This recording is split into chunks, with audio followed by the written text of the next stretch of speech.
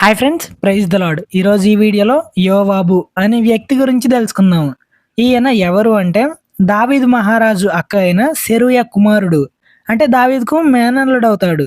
ఇది మొదటి దినవృత్తాంతములు 2వ అధ్యాయం 13-16 వచనాల్లో కనిపిస్తుంది. మనం ముందుగా దావీదు మహారాజు గారి కుటుంబంలో ఎంతమంది ఉన్నారో తెలుసుకుందాం. యేషయికి మొత్తం 8 మంది కుమారులు. అయితే 7 గురించే ఉంటుంది బైబిల్‌లో. 2 కుమార్తెలున్నారు. యెషయి యొక్క పెద్ద కొడుకు జ్యేష్ఠపుత్రుడు ఏలీయాబు, రెండవ వాడు అభినదాబు, మూడవ వాడు షమ్మాను, నాలుగవ వాడు నెతనేలు, ఐదవ వాడు రద్దాయి, ఆరవ వాడు ఓజేము, చివరి వాడు దావీదు. సెరూయా, అబీగయిలు అనే 2 కుమార్తెలున్నారు. అయితే సెరూయాకు 3 కుమారులు జన్మించారు. వాళ్ళ పేర్లేంటంటే అబీషై, యోవాబు, ఆషాహేలు. అబీగయిలు అమాషాను గనింది.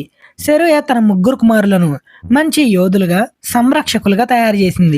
దావీదు మహారాజుగా పరిపాలిస్తున్న సమయంలో యోవాబు అతని రాజ్యంలో సైన్యానికి అధిపతిగా ఉండేవాడు. ఇంకా అబీషై, ఆషాహేలు కూడా దావీదు రాజు దగ్గరే ఉండేవాళ్ళు.